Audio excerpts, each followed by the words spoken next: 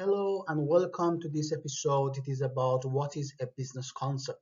We are going through the definition, making some examples, and then we go as usual to the common mistakes. And after that, we are going to talk about what you should prepare in order to go to the next step. And the next step is business modeling. This is the fourth topic in the serial topic of from idea to expansion, as we have talked about before. And this is the fifth episode of Imex Improve Existence. You can make a contact with me by my email if you need some personal advice or consultancy about your business case. And please don't forget to follow and subscribe on YouTube channel so you get all the updates in real time. The difference between business concept and business idea, the previous phase, if I make an example, is a business idea is like that you have a ground, you have the you know the square meters, uh, exactly how you want a house, to whom you want to rent it probably, and so on and so forth. That is the business idea. The business concept is all about making the walls, doors, windows, ceilings, how high the ceiling should be, and so on and so forth. And that is the purpose of the business concept. So by that definition and that example, you can see that the business concept is more developed, more structured than the business idea that was much raw.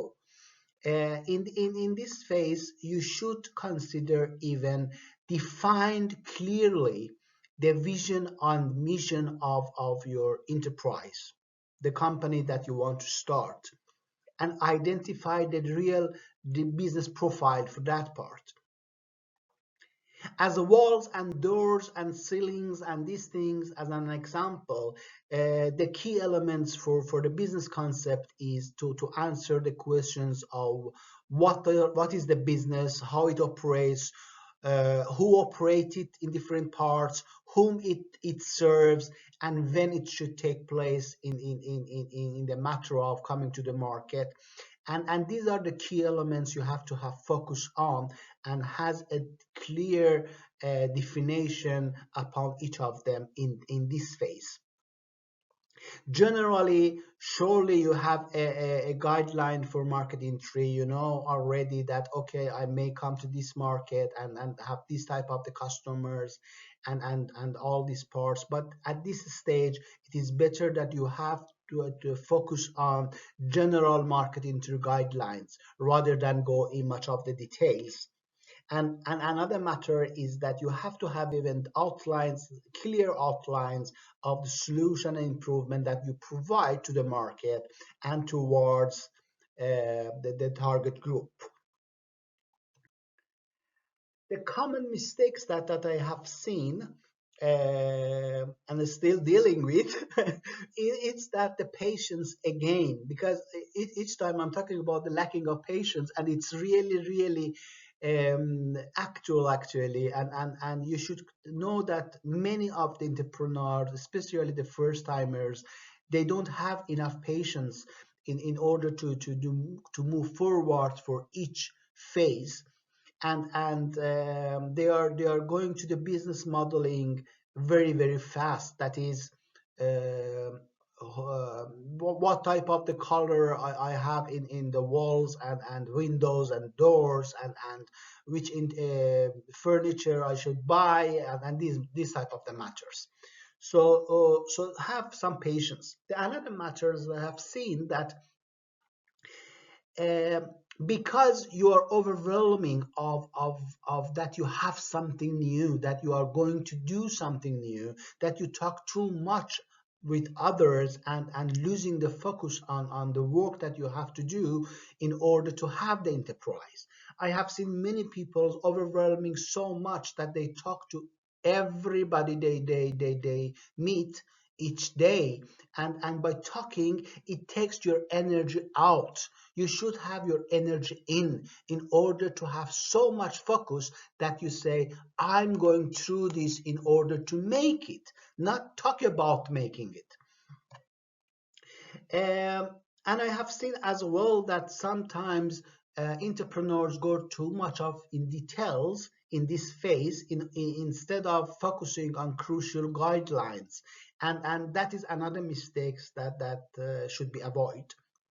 Another matter is that they are involving too many people, and that makes it's really hard to handle the other people. I mean, you go to the people and say, I have this idea, I'm going to develop this concept and so on and so forth, and they say, wow, that is a very good idea, and say, okay, do you want to be a part of it? And all of the sudden you have 30-40 people that they are around, and you made them some involvement, and creating some expectations that you cannot handle it, because it is too early in order to make the things happen and guide them, because even you don't have the guidelines enough in order to make the things much better. It instead, I think it's better that have a focus on clear framework. So focus. That is the only thing that I'm saying. It's so crucial in different phases. Another matter is, as many of the entrepreneurs, they do networking, and that you should do it in different phases of different objectives. But the objective of the thing that I have seen in this phase, that many entrepreneurs, they are just networking in order to introduce the business, instead of networking in order to take people with expertise to complete this phase and framework. That is two different issues, and unfortunately there have been some mix-ups. Another matter is that depending on the industry and what type of the enterprise you want to start, uh, is it innovative technology, is it service, is it product, or is it improvement of something? No matter what, all of these new things, they have naturally some social impact, as well as they have the business impact, because you are starting a company. The problem that I have seen, that this balance between the social impact and business impact is so mixed up sometimes, and depending on what type of the entrepreneur you are and what type of person you are stressing upon the social impact or the business impact. You are thinking that I'm changing the world, I'm changing the whole society, I'm contributing to better assist to so many people, and that is the social impact of the matter. But there is a lack of business impact of it, and that is because the entrepreneur and the person behind the idea is the type of person that wants to make some changes in society, and forgetting about the business impact of the whole thing, because what you are getting finance for, investments for, and all these matter, it is because of you want to have a business impact, and they want their money to be in a business in order to take back some of it, or with profit. So balancing between the social impact and business impact of your enterprise is really important at this stage. And another matter is, some of the entrepreneurs that I have seen, especially the first timers, they are rushing to in contact to investors and financier in order to make things happen, and to create some hope for the investors that they can come in and be a part of the project. And it's for this stage is too early, because most of the investors and financiers, they don't have the time to follow you up. You get once a chance in order to present your enterprise, you present your business concept, and if you are not ready enough, then it is a rejection. Remember, in the mind of investors, if you are too early and you send some presentation or pitch deck or whatever it is at this stage, instead of taking their interest, you are losing it, because there are so many parts that is not in place. It is just like taking a person to your ground that you have created, not having the walls, not having the door, not having the ceiling, nothing, and you are saying that in future it will be like this, and for that reason you want to have 5 million, 6 million, or whatever it is, and it never happens if the investor is not related to you somehow or a part of your family or whatever it is. But for professional investors, professional financier, it's too early.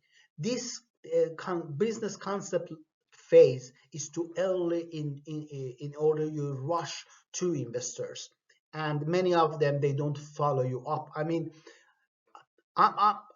we are taking maybe 10, 15 projects each week.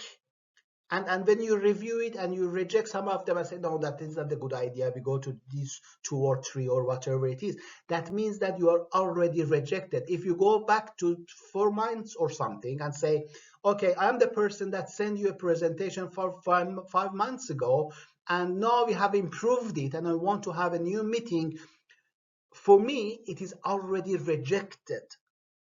So that means that you should really, really try hard to take my attention again in order to look at your updates. So that is the thing that you have to consider very, very carefully. Now, what you have to do in this phase in order to move to the next. Well, as I talked to you before, you have to have a very clear and formulated mission and vision by this time. So you have to make it happen. You have to discuss it with your team in order to make this vision and mission formulated. You have to have the very clear outlines for your services and products. Give them some type of profile, some structure. What are they and how you can define them? Go back to the people that you have, co-founders, potential partners, stockholders, if you have, board of directors, advisories, and try to make them, each of them, have some role in what you are going to do in order to move to the next phase, and help you in order to make all the commentations and preparation that you need. Then you have even to identify very clearly about your market and which target group you have in that market. It should be very specific by now, and you have to make it that formulated.